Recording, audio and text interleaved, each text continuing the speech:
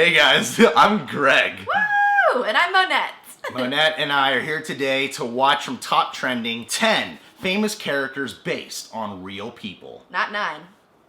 10. I was watching Passion of the Christ the other day, and I was like, man, whoever this Jesus character is, like, it's totally me. It's like totally me. You guys have some similarities. Oh, dude, I can do everything he does. Yeah. Gets a lot of girls.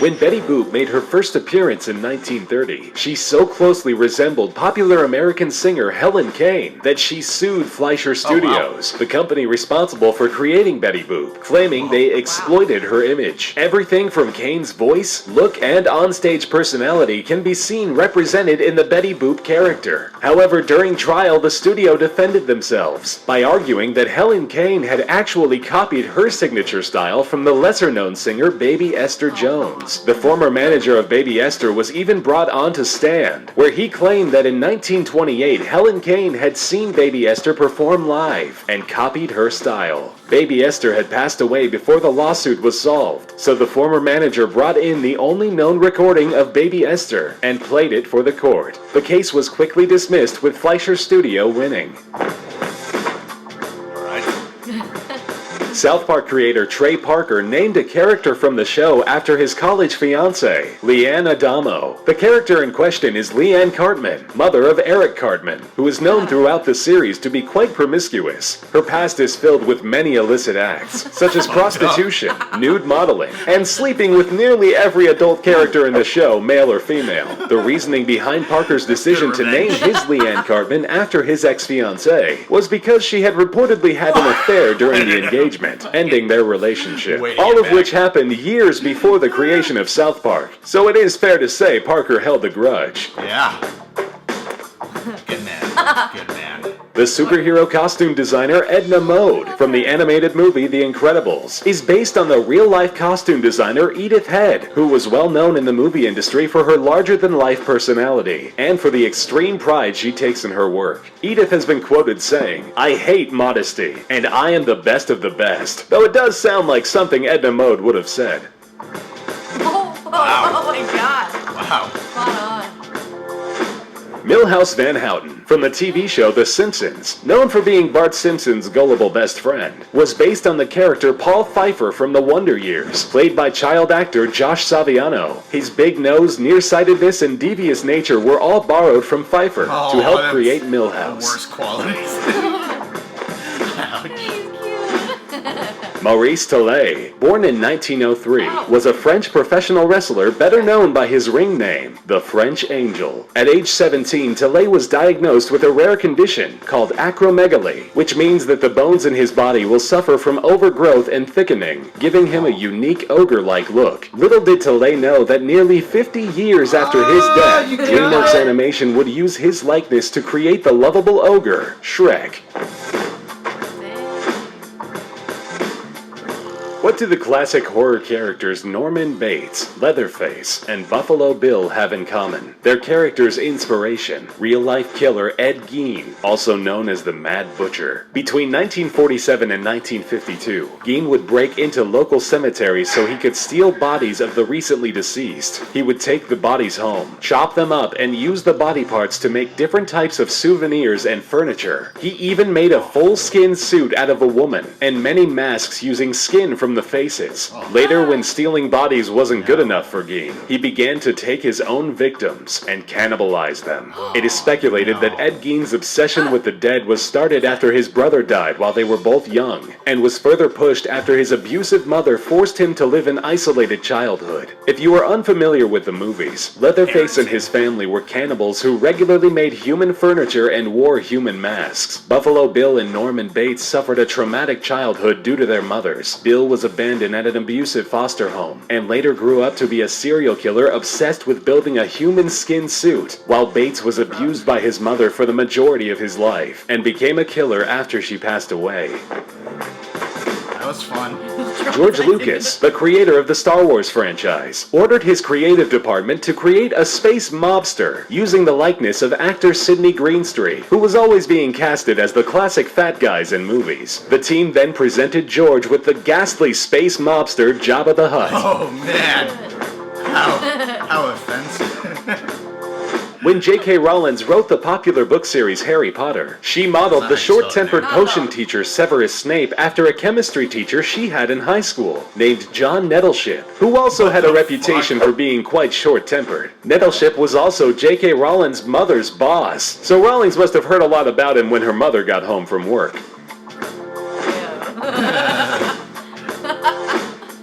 During the creation of the character Aladdin for the 1992 film, the Disney animators looked to use Tom Cruise as inspiration. Initially, they tried to use Michael J. Fox, but found he lacked the sex appeal they wanted. Eventually, many of Tom Cruise's mannerisms made it into the film as well, like his egotistical attitude. That's cool, I didn't know that. Mike Judge, the creator of the TV show Beavis and Butthead, actually used the likeness of two of his university teachers, Professor David Kleinfeld for Beavis and Jim Branson for Butthead, although the names Beavis and Butthead were actually from two friends Judge had when he was younger.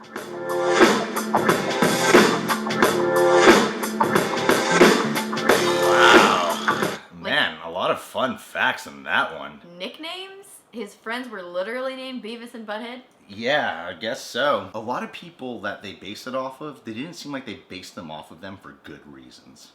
No. It's almost like they picked their faults. Yeah, right? Magnified. Yeah. I mean, the first one is kind of okay. I mean, like, she was sexy and had the sex appeal, and they copied that. Yeah, but you know what?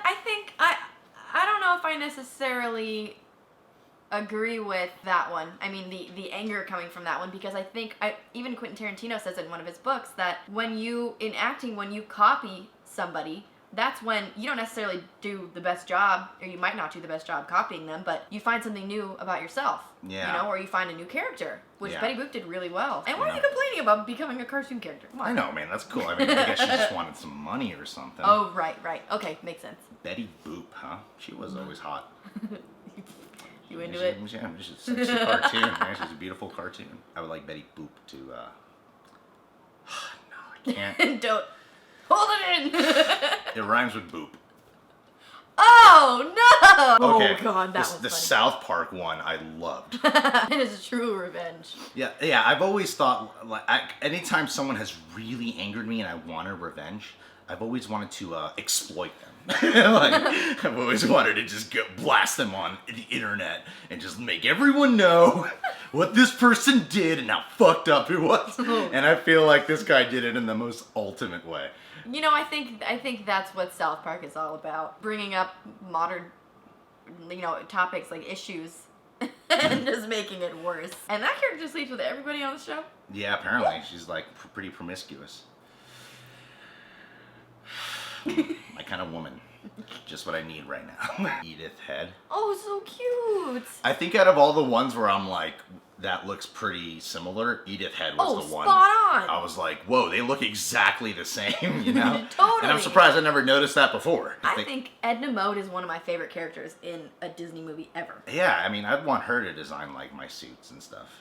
Same too. Damn, because I can't make certain jokes, they just keep popping in my head now. It's hard. It's hard being, It's hard. being a good person. Gotta wean off. Breathe. Wean off. I felt so bad for the Millhouse guy. I know, Because he's they're like, so cute. we're gonna take his dorky look and his big nose. And like, they were just like kind of making fun of the actual guy. And then... But you know what? Millhouse is one of the most likable characters on The Simpsons, I think. Totally. Yeah. I feel like I can relate with Millhouse. Me too. Like- I think everybody can. Like the guy who's just nerdy and gets rejected all the time. And he's gullible. He's gullible. I'm very gullible, yeah. Everybody's gullible, right? Like anytime a girl on the internet hits me up, I immediately assume this is real, not a bot. That, when she asked me to go to her profile page on the separate website and, like, oh, they're not going to charge me any money, Yeah. but give my credit card information anyway. I'm like, cool. It'll be safe. This girl's hot. Yeah, might as well participate. Modern romance. Modern romance. Yeah. And It's it blows up your spam inbox too. Totally. I just think it's kind of mean to do that. Like to go, hey, we should base this ogre off of you and we're going to be like pretty accurate with your look and stuff. True. It's never nice to be mean. However, maybe you took pride in it. You think so? But I don't know. I'm trying to see the bright side. Do you see that black thing? That picture frame? Yeah. Can you grab that for a second? So this is me at Universal as Shrek. And even though I paid money to look like that, I was still offended by how good it came out. I think Shrek should have facial hair. You think Shrek would work with facial hair? Yeah. Like a beard this big? I gotta shave. Or at least like mutton chops. Yeah, like Wolverine. Yeah. Shrek-verine. Shrek-verine, yeah. The serial killer ones Oh, no, were that broke my crazy. heart. I knew that guy was based off for Texas Chainsaw Massacre. I didn't realize he was like an inspiration too for like Norman Bates and Buffalo Bill. Ugh. I mean, because it's like traumatic childhood. Like, yeah, it's a lot of serial killers, you know? Oh my god, that just broke my heart and also made me want to throw up a little bit. A little bit. Although, I would be bummed out if like, this guy's like killing me and gonna turn me into like, you know, like a couch. I would hate to be a couch. What would you rather be? If there's any piece of furniture it would be, I'd want me to be mugs. Like A to mug? drink out of. Oh yeah. Oh. You know, I want people to drink out of me. I want people to just sit on me. I don't feel like I'd have comfortable enough skin. Like you have really soft skin. You make a great couch. Thank you. I feel like if you're gonna turn people into something, you have to be a little bit more inventive. Right. You know? Like, I think it'd be cool if you like took different body parts and like made the perfect like woman for himself. I think I would be nice as a vest for a cat. Yeah.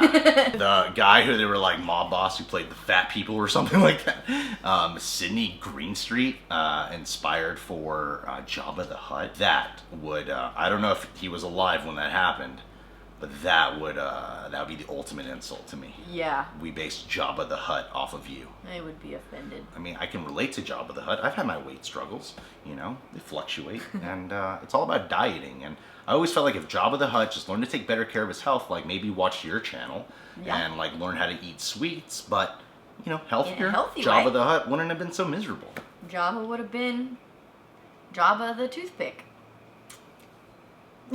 What? So instead of being like a hut, more like a, or you know, like a telephone pole. Oh, you mean he would be skinny? Yes. Oh. Fit. He would be fit.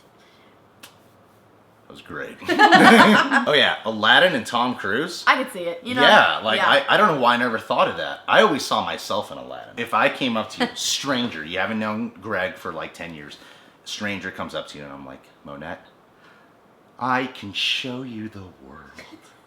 And then I have a carpet. Okay, the It's carpet. a carpet. It's not a magic rug. It's just a regular IKEA carpet. Well, yeah, Top Trending. Go subscribe to their channel. They're a fantastic channel with awesome information. If you guys are new to this channel, you can subscribe today and become a reject. Monette has a channel, Sweet Eats. Yes. You should check out her channel. If you want to learn to be healthier but stay delicious, you should check out her channel. Yeah, we cover healthy baking and, you know, opt for healthier options. So Yeah, check it out. there's a co-host on there named Jessie. Jessie. Yes. Yes. And Jessie asked Monette if I could give her my number. And I said, Jessie, now's not good timing in my life, but yes, you could have my number. And she could totally hit me up. It'd be fun to hang out with her.